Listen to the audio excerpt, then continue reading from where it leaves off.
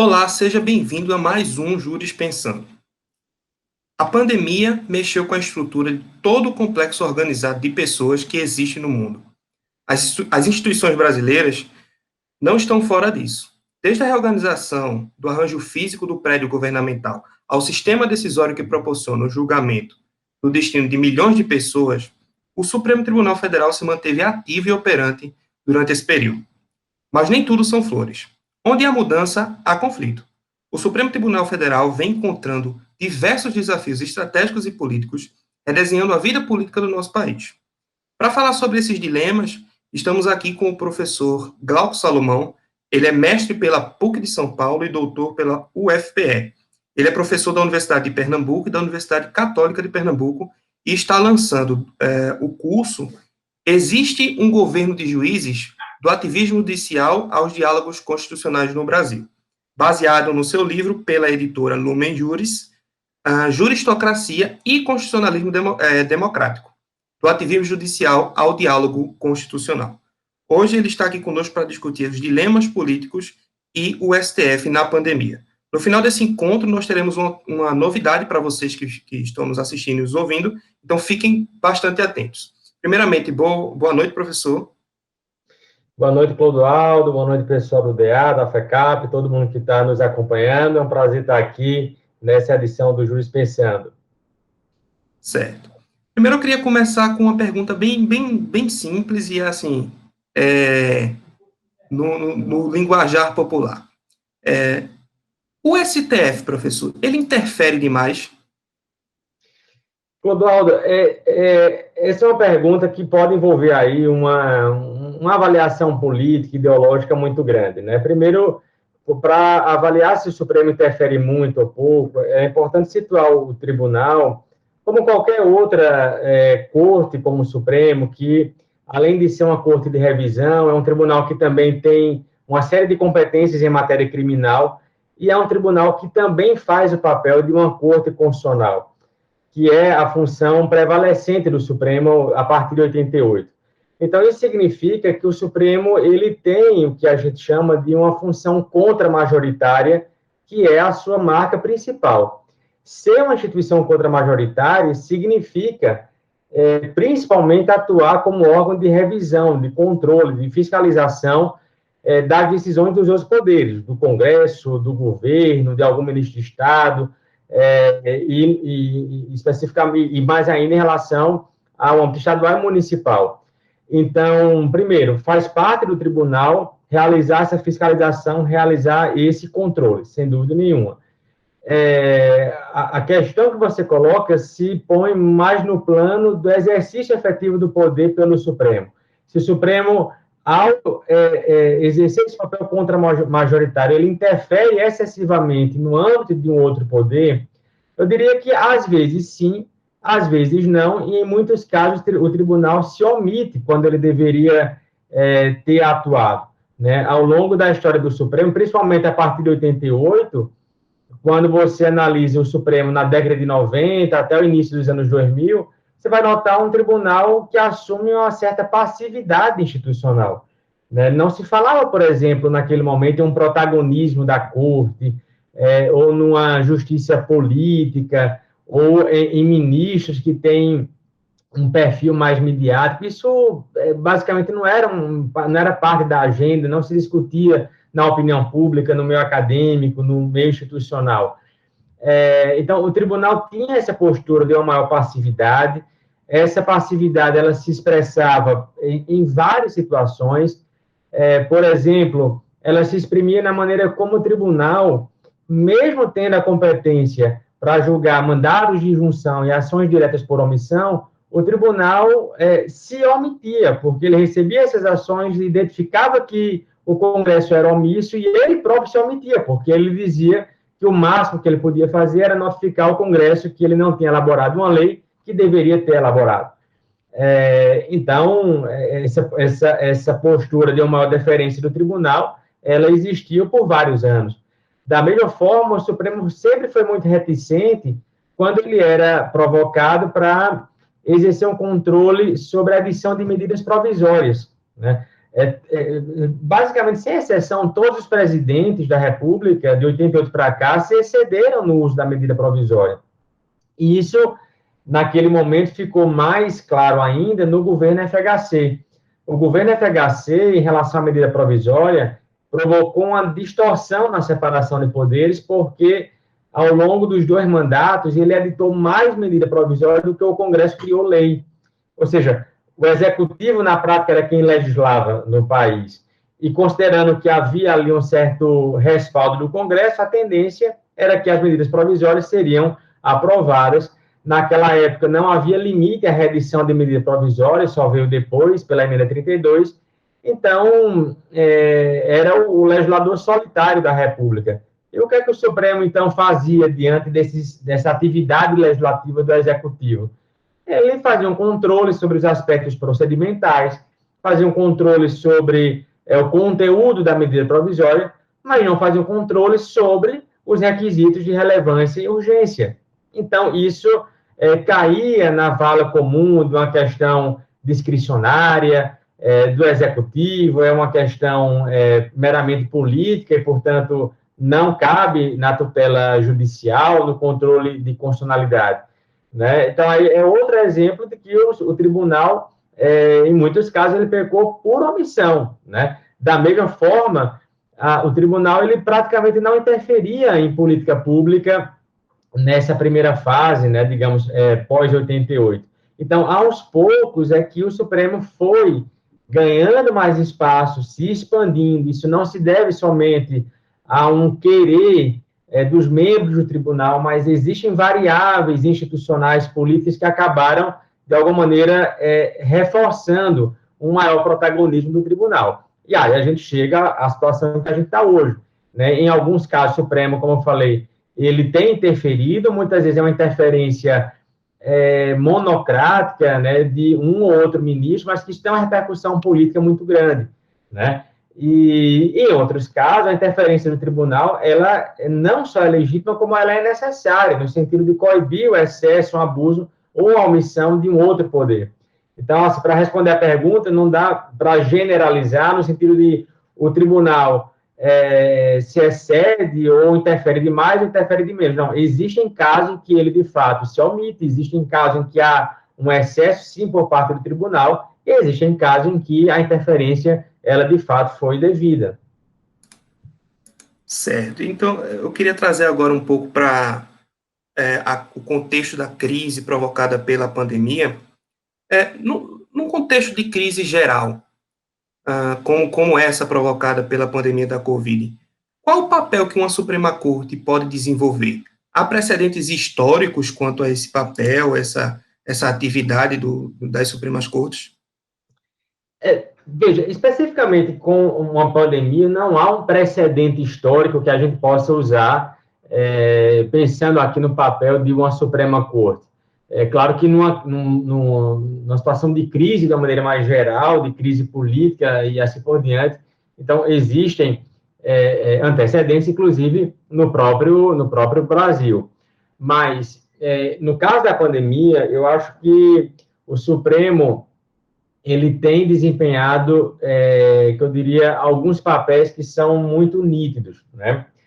Um primeiro papel do tribunal tem sido o de bloquear, né? O de impedir, ou de neutralizar algumas ações, principalmente no âmbito do governo federal, que dificultavam o acesso à informação mais segura e qualificada sobre a eficácia de medicamentos, as próprias ações governamentais em relação à quarentena, isolamento social, a suspensão das atividades econômicas, empresariais, aulas, enfim. Então, em muitos casos, principalmente no ano passado, o governo, por ação ou omissão, ele interferiu em vários temas. Então, só para citar algumas situações aqui, para a gente relembrar um pouquinho. O governo decidiu, por exemplo, suspender por medida provisória a lei de acesso à informação referente aos prazos que as autoridades públicas têm, pela própria lei, para fornecer as informações, os dados que forem solicitados por jornalistas, por outras instituições e por aí vai. e suspendia exatamente em relação às informações relacionadas à saúde, às políticas de saúde no âmbito de uma pandemia. Ora, na prática, o que isso significava? Se um jornalista requisitasse informação qualquer ao Ministério da Saúde, ou ao Ministério da Economia, ou qualquer um, como eles não têm mais prazo para responder, então, na prática, eles poderiam ignorar aqueles pedidos. Então, o Supremo foi acionado e decidiu com acerto que essa medida provisória representava uma fragilização do princípio da publicidade, ou seja, o dever de transparência que se impõe à administração pública, sobretudo no momento de pandemia. Então, quer dizer, numa situação crítica como essa, que a sociedade ela tenha uma necessidade ainda maior de ter acesso às informações, até para poder se orientar, informações também que são utilizadas por outros órgãos para a formulação de políticas públicas e assim vai. Então, esse é um exemplo. Outro exemplo, também naquele contexto em que se estimulava o uso de medicamentos sem comprovação, sem eficácia comprovada, cloroquina e por aí vai, ou seja, a tese do tratamento precoce, também foi editada uma medida provisória que dizia que os agentes públicos só seriam responsabilizados pessoalmente nos casos de dolo ou de erro grosseiro. Inclusive, já indo de encontro aqui à Constituição, que vai prever a responsabilidade, né, regressiva dos servidores nos casos de dolo ou culpa. Aqui excluía a culpa, né, e incluía o erro grosseiro. Então, na prática, estava dizendo, olha, como tem divergência sobre a eficácia do tratamento precoce, então, se o médico prescreve a cloroquina, ele não está praticando um ilícito para ser responsabilizado, porque não é um erro grosseiro. O Supremo teve que ser acionado para dizer o óbvio, olha, é erro grosseiro quando o médico desconsidera dados e informações compartilhadas e aprovadas pela comunidade científica, né?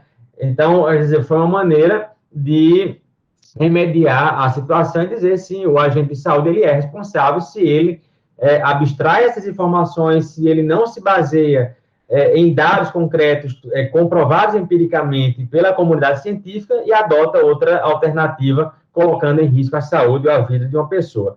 Então, nesses dois exemplos, o tribunal exerce esse papel contra-majoritário mesmo, de bloqueio, de impedir uma atuação ilegítima por parte do outro poder, né? Uma outra, digamos, atuação do Supremo que também foi determinante aí, e que até hoje é motivo de desinformação, foi a postura do tribunal em relação à competência dos estados e municípios em relação às ações na área de saúde, né? Que até então, o governo, e vem repetindo isso também, vinha adotando a tese que, olha, isso é responsabilidade dos estados e dos municípios, o governo federal não tem nada a ver com isso.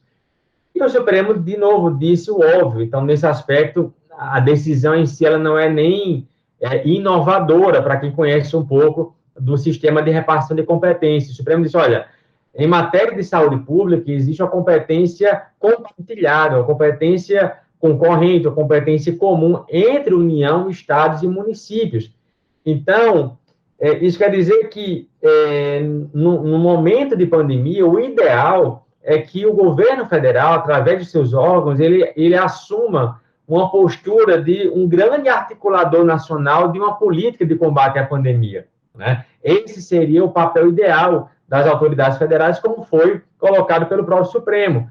Mas, ainda assim, isso não significa que a União não tem nenhuma responsabilidade no enfrentamento da pandemia, e que essa responsabilidade seria exclusiva dos estados e dos municípios. Então, houve uma deturpação da própria decisão do Supremo, e que a gente fica vendo essa coisa inédita, como se o Supremo a toda hora tivesse ele próprio ajuizando o embargo declaratório e julgando os embargos declaratórios para esclarecer a sua própria decisão. Emitir uma nota lá na sua página para dizer, olha, o Supremo não disse isso, que o tribunal falou é que a União não pode se eximir e que os estados e municípios têm, sim, uma obrigação, um dever de desenvolver medidas em seus âmbitos referentes à pandemia, né, e desenvolver ações na área de saúde pública. Então, a partir dessa decisão é que houve, digamos, uma maior autonomia estadual e municipal, até de uma forma compartilhada entre os estados e municípios, para, né, diminuir o estrago, digamos assim. E uma terceira área que o Supremo também tem sido importante é exatamente como uma corte que não adota necessariamente uma decisão ao estilo convencional do cumpra-se, né? Ordene-se, faça isso, né? Decisões de caráter mandamental. O Supremo, muitas vezes, e esse é um ponto pouco explorado, o Supremo, muitas vezes, adota a postura de uma corte que tenta deflagrar, né, o que na literatura a gente vem chamando de um diálogo institucional. Muitas vezes existe um bloqueio no âmbito de uma outra instituição, mas o tribunal sozinho ele não tem condições de dar a solução que aquela situação de gravidade exige. Ele não tem expertise, ele não tem instrumentos, ele não tem ferramentas para solucionar ele sozinho o problema. Mas ele pode contribuir como uma instituição que tenta catalisar uma cooperação institucional envolvendo órgãos federais, envolvendo a Defensoria Pública, envolvendo ONGs, envolvendo outros órgãos estaduais e municipais também, para enfrentar aquele problema. Aqui eu me refiro, como exemplo, a uma ADPF que foi proposta no Supremo, em que se alegava uma omissão do governo federal na adoção de medidas administrativas de proteção a grupos indígenas. Então, os grupos indígenas, eles se encontravam numa situação de uma maior vulnerabilidade, não só em razão do seu estilo de vida mais comunitário, mas também porque eram suscetíveis a invasões de terras, isso acabava também facilitando a transmissão do coronavírus, e o índice de letalidade dos grupos indígenas estava sendo maior do que os das outras pessoas. E o governo federal simplesmente não fazia nada, não adotava nenhuma medida. Então, o Supremo interfere não para dizer faça isso, mas para dizer você tem que fazer alguma coisa. Então, é você que tem que elaborar um plano de enfrentamento da pandemia, especificamente voltado para os grupos indígenas. Qual vai ser esse plano? Quais vão ser as medidas exatas que vão ser implementadas? Qual é o custo disso? Bom, aí não é o tribunal que tem que dizer, aí são vocês, pela equipe técnica, governamental, ouvindo outros setores, são vocês que vão ter que decidir, mas vocês têm que decidir. Então, é nesse sentido que o tribunal também pode contribuir para, digamos, retirar de um estado de inércia, de omissão, outras instituições que têm a competência para decidir um determinado assunto. Eu queria voltar um pouco para uma decisão que o senhor falou sobre a decisão de competências que o STF proferiu e que tem sido alvo de diversas controvérsias. Nesse contexto, o chefe do Executivo brasileiro, o presidente da República, muitas vezes já fez declarações mais agressivas contra a instituição do STF, a exemplo de xingar ministros, de torcer decisões e até fomentar a insatisfação popular contra esse poder da República. Há uma zona cinzenta quanto às atribuições do STF e os poderes, né? E que determinada parte da população muitas vezes não entendem justamente qual é o papel da corte, aonde que ela pode atuar, etc. A afirmação de que a Suprema Corte não permite, por exemplo, que o Executivo governe, e a resposta que o STF traz para essas afirmações, fortalecem ou enfraquecem o Supremo? E de que ponto de vista, e do ponto de vista da nossa construção democrática, ela sai fortalecida ou enfraquecida com esse embate? Clodoaldo, essa é uma pergunta bem interessante, porque ela permite a gente observar o seguinte. Desde o início de 88, assim, do período pós-88, aliás, da redemocratização, o Supremo ele já participou de várias situações da vida política do país que eram momentos bem delicados, muito sensíveis do ponto de vista da opinião pública. Basta lembrar, por exemplo, que o tribunal ele foi acionado ainda no início da década de 90, quando participou do processo de impeachment do então presidente Fernando Collor. Quer dizer, Collor foi o primeiro presidente eleito pós-88, porque antes dele tinha sido Sarney, mas Sarney é pré-88, né? Foi eleito na chapa com Tancredo, e com a morte de Tancredo, Sarney assume. Mas, então, Collor é eleito, é um presidente que é eleito com um discurso populista de combate aos marajás e tudo mais, mas é o primeiro presidente eleito democraticamente pós-88, pós-regime militar. E vai ser o presidente cassado. E nesse ambiente de turbulência política, o Supremo foi acionado e teve que julgar o problema se, diante da renúncia de Collor, o Senado poderia ou não continuar o julgamento pelo crime de responsabilidade. O Supremo entendeu que sim, né? Precedente que vale até hoje. E de lá para cá, houve várias outras situações. Então, lembrem da ação penal, a famosa ação penal 470, que era a ação penal do mensalão, fruto da própria comissão parlamentar de inquérito, que começou com uma CPI dos Correios, e investigou ali aquele esquema de corrupção, de pagamento de propina a parlamentares, e por aí vai.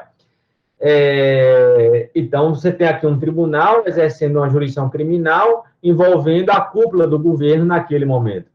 Né? Da mesma forma, o tribunal, então, interfere e é acionado nas questões da Lava Jato, né, de uma maneira mais recente, durante o impeachment de Dilma, é o tribunal que afasta o presidente da Câmara dos Deputados, Eduardo Cunha, que afasta da linha sucessória Renan Calheiros e tudo mais. Mas observe que em todos esses momentos, por mais que o tribunal tenha tomado decisões controvertidas e tenha sido criticado por isso, independentemente da visão ideológica de cada um, mas não se viu uma ação coordenada, orquestrada, no sentido de desqualificar o tribunal, ou desqualificar os integrantes do tribunal, ou de ameaçar os integrantes do tribunal, ou insinuações vindas de autoridades militares com mensagens subliminares, que dizem, olha, se o tribunal fizer isso, consequências inevitáveis surgirão. Então, de fato, isso não acontecia, por maior que tenha sido o protagonismo do tribunal. Nenhuma instituição, e um tribunal não é diferente disso, nenhuma instituição está imune à crítica. A toda hora a gente critica um prefeito, um governador, um deputado. Por que é que não criticaria o Supremo? Mas uma coisa é a crítica, e a própria academia, há muitos anos, tem exercido um papel crítico em relação ao Supremo muito grande. Agora, a crítica, no sentido de apontar os erros, as falhas da instituição, identificar as alternativas, as correções, isso é muito diferente de defender um AI-5 e fechar o tribunal. Isso é muito diferente de ameaçar a família de um membro de uma Suprema Corte, né? Então, o que tem acontecido nos últimos anos, no meu modo de ver, é o que eu chamei, na segunda edição do meu livro, um bullying constitucional. Ou seja, são intimidações frequentes, reiteradas contra o tribunal, muitas vezes tentando fazer com que o tribunal mude o seu modus operandi, altere o seu modus operandi, arquive um inquérito, mude um determinado precedente, retire de pauta um tema que seja incômodo ao governo.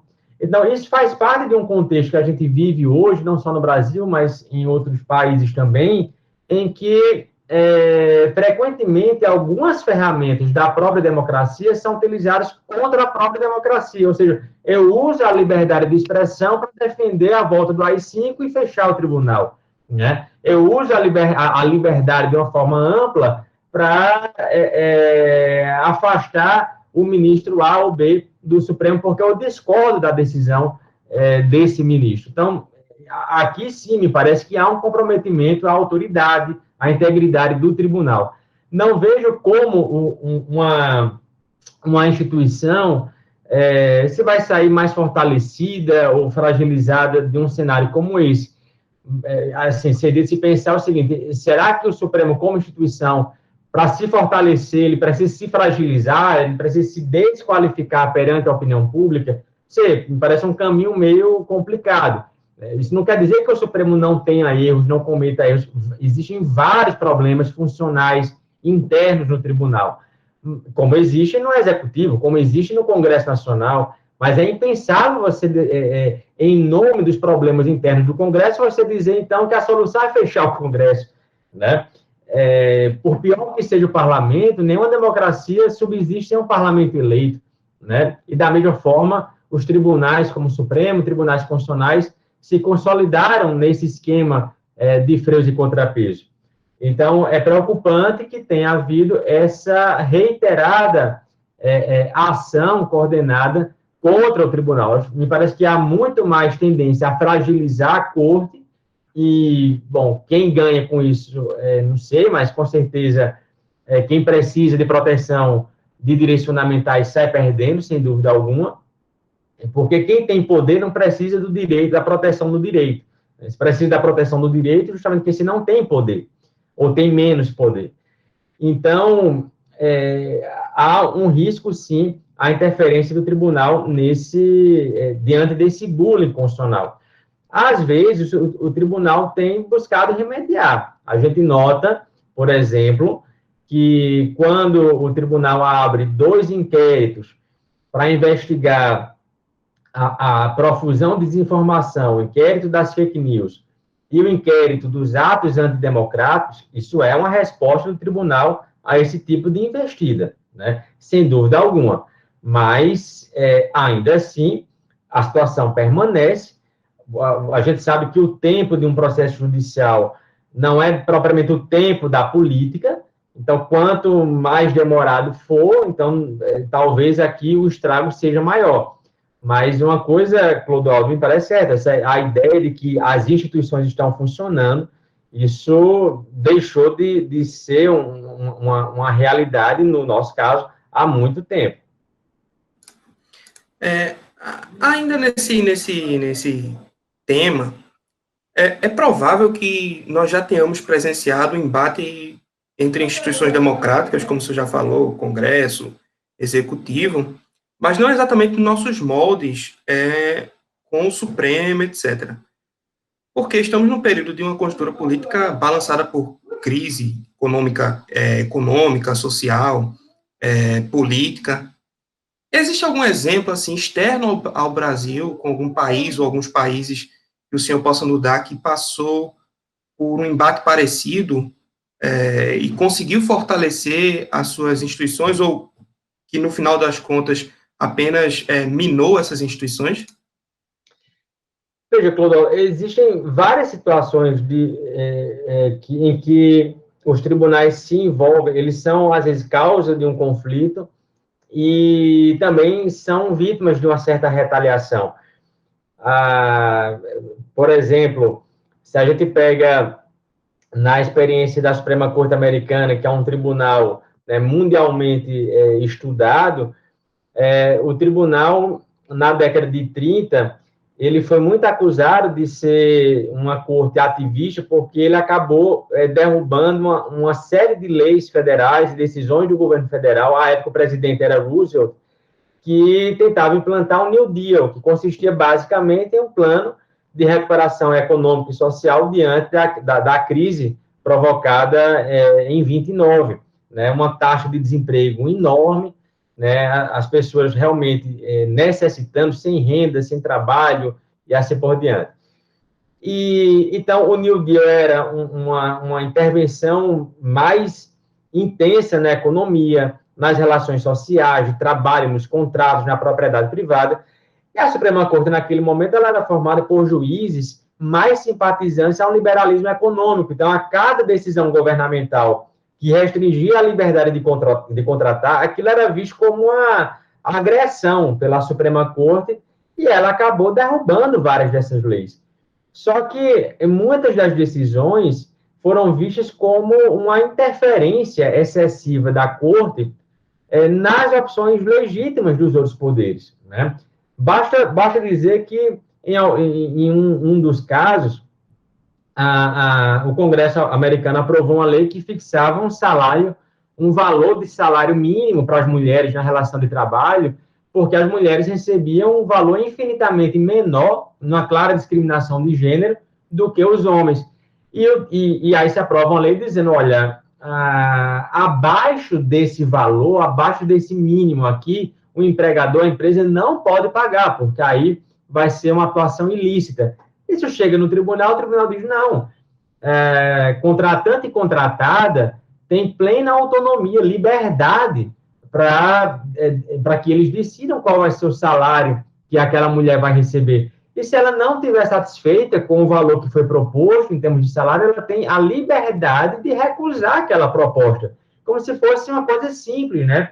Como se a mulher que precisa daquele trabalho para se manter, para sustentar a família, filha, assim por diante, como se a opção fosse entre aquele trabalho e o melhor. Às vezes não é isso. Às vezes só tem aquela alternativa, ela tem que se submeter àquelas condições para poder ter aquele mínimo.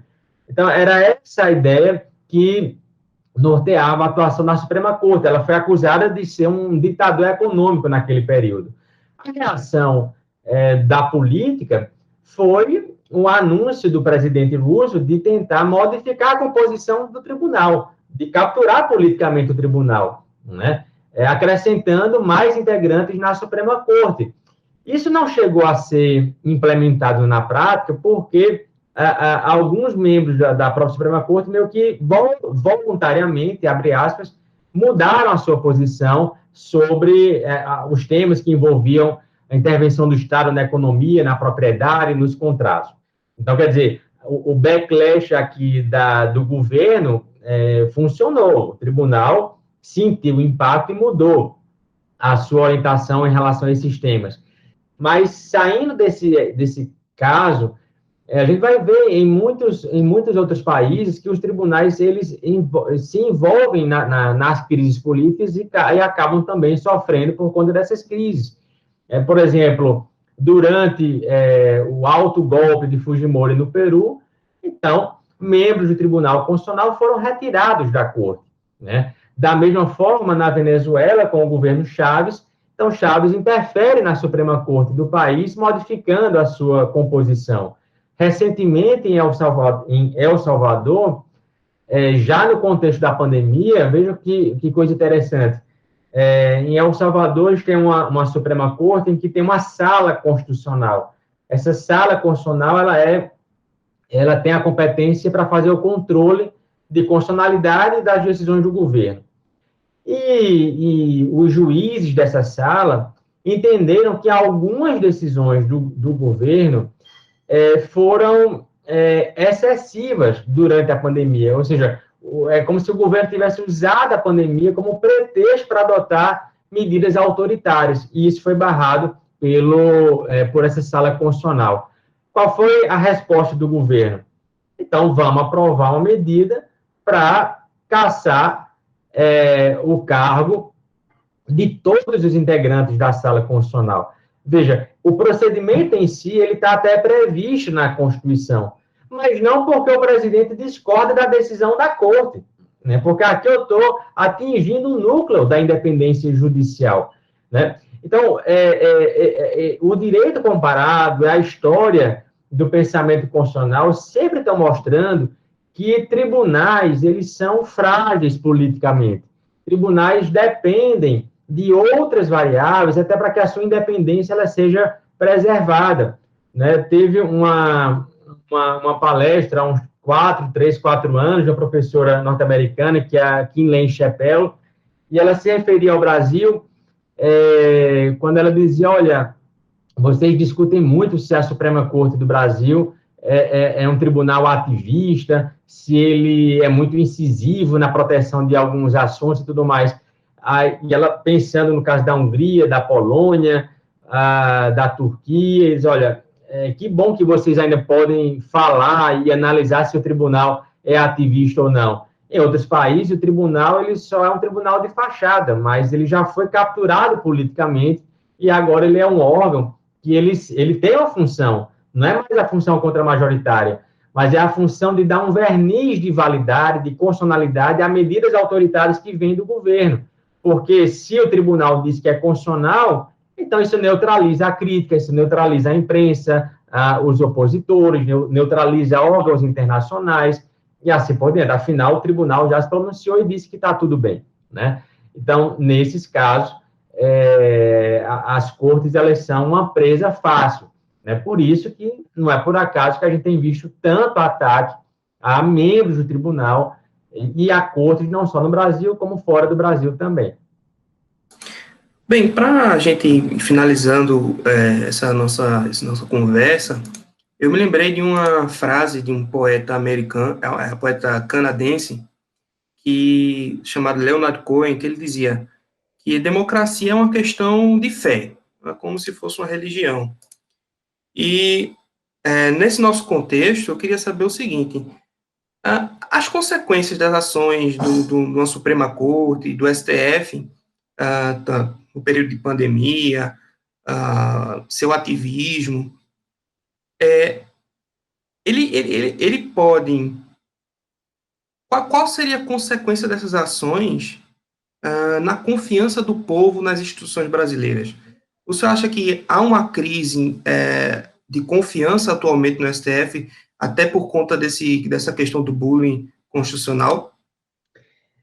Veja, na verdade, tem havido uma desconfiança em relação a algumas instituições já há algum tempo.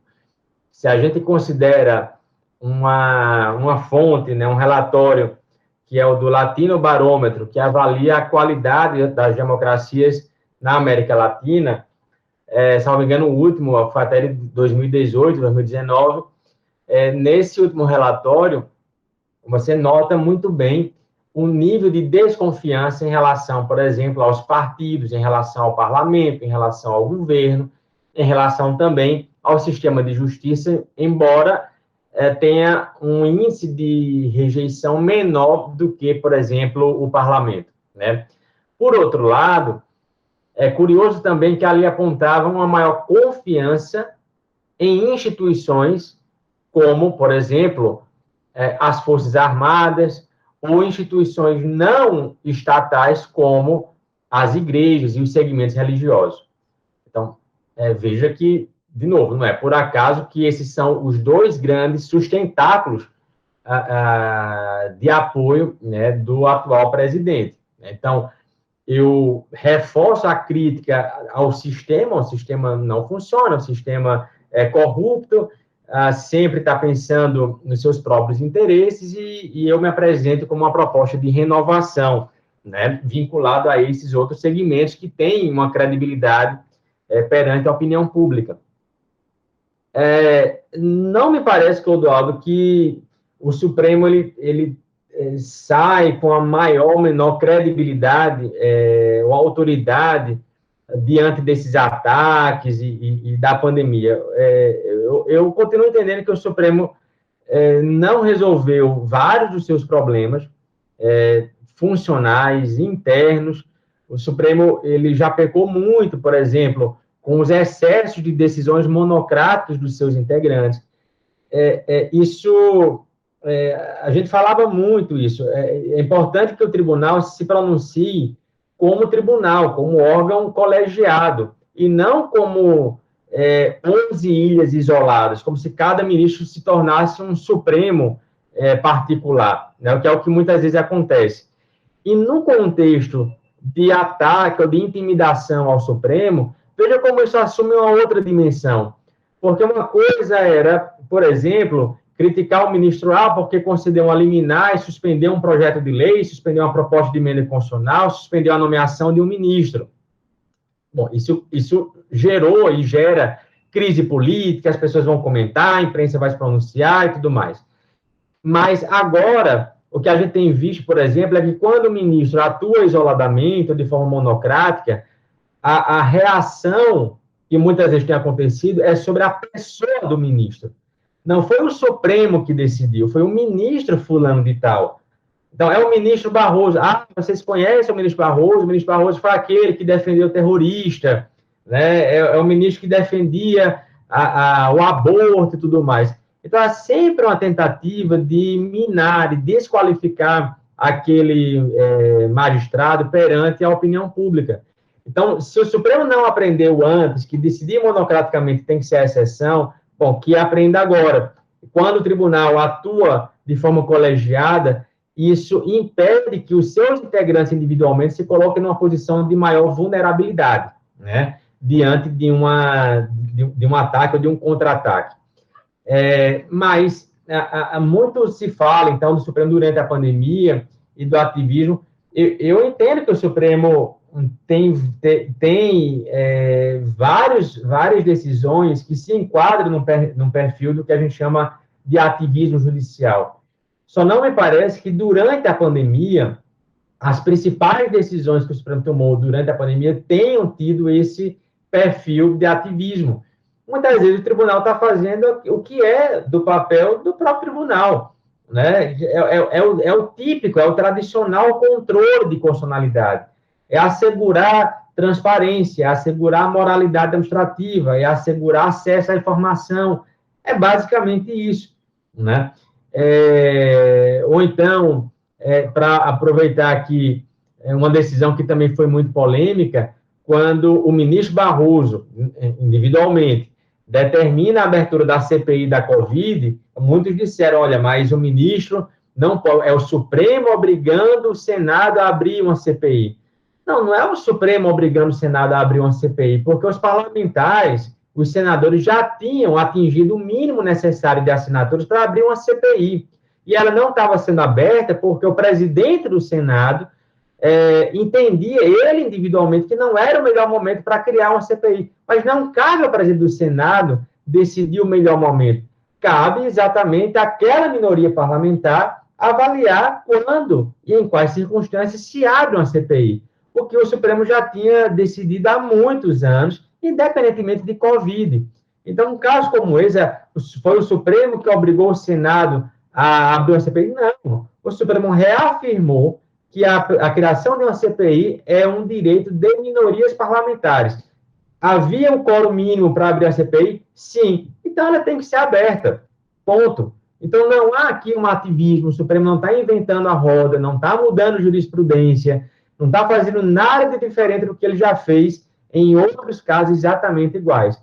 Então, de uma maneira geral, me parece que o tribunal ele tem tido uma posição muito prudente e firme em relação à pandemia, tem sabido usar bem o time de algumas decisões, às vezes também há um certo atraso, e o próprio tribunal muitas vezes é vítima desse jogo interno que há entre os membros de acordo, no caso da liberação das missas presenciais na véspera da Semana Santa é um exemplo disso, né? Mas acredito que, enfim, de uma maneira geral, não vejo como o tribunal saia desqualificado ou desacreditado perante a opinião pública, né? Acho que há um espaço para que ele se revigore, né? Principalmente agora, e esse é um desafio que se coloca, em relação ao papel do tribunal na defesa, por exemplo, de um processo eleitoral seguro, né, que está sendo questionado com muita frequência pelo presidente e seus apoiadores. Muito bem, professor. Eu queria agora convidar o senhor para falar um pouquinho sobre o curso que o senhor está oferecendo na Hotmart, o que levou o senhor a fazer esse curso, etc. Você pode ficar bem à vontade aí para falar sobre esse curso. Beleza, Clodoaldo. Veja, o que me levou a pensar esse curso foram vários fatores, né? Mas principalmente, como você falou no começo, né? Tinha saído recentemente essa segunda edição do meu livro Juristocracia e Constitucionalismo Democrático, que é um trabalho em que eu trato exatamente do papel do Supremo, do ativismo judicial, da autocontenção, de uma perspectiva dialógica de jurisdição constitucional, que é um assunto ainda pouco explorado no Brasil, muito embora ele já tenha, digamos, caído na jurisprudência do Supremo. Em várias decisões do Supremo já começa a falar em diálogos institucionais, o que talvez agora fomente ainda mais a discussão. Mas havia a publicação desse livro e eu pensei, então, em oferecer um curso tratando do tema do livro, que normalmente, talvez não fosse pela pandemia, normalmente eu pensasse isso um seminário, alguma coisa presencial. Mas até em razão da pandemia, alguns alunos, ex-alunos, orientandos de mestrado e doutorado, também sempre vinham estimulando, né, a que eu fizesse um curso online de curta duração sobre o tema do livro. E, para mim, foi um desafio, porque eu nunca, enfim, tinha elaborado um curso online, foi a primeira vez, embora a gente já esteja em aula remota há mais de um ano, mas fazer um curso do zero, né, com tudo o que isso exige e tal, isso foi a primeira vez. Então, isso acabou me servindo de motivação, né, de encarar o desafio de fazer esse curso. Foi bem trabalhoso, enfim, mas tive um monte de gente ajudando, me dando umas dicas, pessoas que já estão nesse meio de curso online há mais tempo, e com isso eu acabei fazendo e oferecendo, né, esse mini curso de 5 horas sobre esse tema do governo de juízes, do papel do Supremo Tribunal Federal. E foi um curso que eu pensei mas nas dificuldades que eu ouço, que eu vejo normalmente de quem pesquisa sobre esse assunto. Não só para os alunos de graduação, que estudam o tema, mas também o pessoal que já está pensando ali em fazer o mestrado, que trabalha com isso de alguma maneira. Então, eu tentei fazer o curso meio que em cima dessas dificuldades que normalmente eu vejo na compreensão do tribunal e sobre como pesquisar o próprio ativismo e os diálogos constitucionais no âmbito do Supremo Tribunal Federal. Então, o curso está dividido em 5 aulas, aliás, em 6 aulas, é uma abordagem que eu adoto que, no meu modo de ver, é uma abordagem necessária para quem pesquisa as instituições como o Supremo, que é uma abordagem interdisciplinar, qualitativa, em cima de muita análise de caso, que contextualiza as discussões, as crises políticas, o ambiente que o Supremo decide. Não dá, muitas vezes, para você fazer apenas uma pesquisa quantitativa, empírica, como se os números fossem traduzir, fossem refletir o jogo de poder que muitas vezes está presente numa discussão que chega ao Supremo Tribunal Federal. É claro que a pesquisa empírica ela é importante, mas ela é insuficiente para dar conta da complexidade das interações institucionais. E o curso pretende trazer à tona exatamente isso, né? Então, muita análise de caso, pesquisa comparada, a relação com outros países também, até chegar ao ponto em que eu introduzo o participante do curso a perceber quais são as potencialidades do Brasil para a gente poder falar em uma jurisdição constitucional dialógica, quer dizer, em que eu tenho um tribunal que é importante para que ele faça um papel contramajoritário, mas que eu deva talvez pensar muito mais em uma atuação dialógica que aponte para uma maior flexibilidade, para a cooperação institucional, e não para um estilo que muitas vezes a gente pensa na função jurisdicional, até por conta da maneira como se pensa o direito processual, que é a lógica do cumpra-se, do faça assim, faça assado, ou seja, a jurisdição como ordem, como decisão. E muitas vezes o que chega a um tribunal como o Supremo não se resolve com base no grito, não se resolve com base no murro na mesa.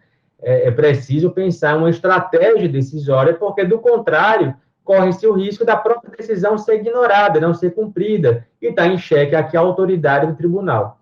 Então, o curso pretende dar conta dessas questões. Então, para quem pesquisa sobre o Supremo, ou quer pesquisar sobre o Supremo, que vale para outras instituições também. Então, é uma oportunidade de às vezes, desfazer alguns mal entendimentos, alguns erros, alguns vícios de pesquisa e poder aprofundar a temática aí do seu interesse. Então, toda hora eu também estou chamando a atenção para algum assunto que não foi ainda contemplado na academia, que precisa de um aprofundamento. Então, para quem está pensando num tema de TCC, um projeto de mestrado, às vezes é numa dica como essa que a pessoa, né, tem um insight ali e diz, eita, eu vou atrás e vou me aprofundar sobre esse assunto e talvez encontre ali o seu tema, né, ou aquilo que ele queria realmente desenvolver. Pois bem, a gente está se aproximando do fim agora e eu queria falar, porque como a gente disse antes, o curso que o professor está oferecendo é baseado no livro, como ele falou, e O nome do livro é Juristocracia e Constitucionalismo Democrático, do ativismo judicial ao diálogo constitucional. E na nossa página do Instagram, @DADireitoUPE, a gente vai sortear um exemplar desse livro. É uma ótima oportunidade para quem quer se aprofundar nesse tema, em um livro escrito por um dos maiores nomes do assunto no Brasil. Eu vou deixar aqui listado as regras do sorteio. Para participar desse sorteio, vocês vão ter que seguir o Instagram, o perfil do professor, seguir a Glauco, _ Salomão, sem acento, e @DADireitoUPE no Instagram. Vocês vão ter que compartilhar nos stories a publicação do sorteio, marcando o DA 6 de março, e ainda marcar 2 amigos na publicação. Lembrando que quanto mais amigos vocês marcarem, maiores são as chances de ganhar esse sorteio. Podem marcar quantas pessoas quiser, não há limite de marcação, podem, contanto que cumpra os outros requisitos, que é seguir o professor e seguir o DA 6 de março. Então, fiquem atentos às nossas publicações. Eu queria agradecer ao professor pela participação, espero que a gente possa se encontrar de novo no Juris Pensando, e para quem nos acompanha, fique atento aos nossos eventos, que em breve teremos mais novidades. Obrigado, professor. Eu que agradeço, Clodoaldo, ao DA de Direito da FECAP, foi um prazer muito grande, enfim, ter esse bate-papo aqui com vocês, e estou à disposição para qualquer outro convite, outra discussão, outra conversa com o Juris Pensando. Muito obrigado, então, até mais.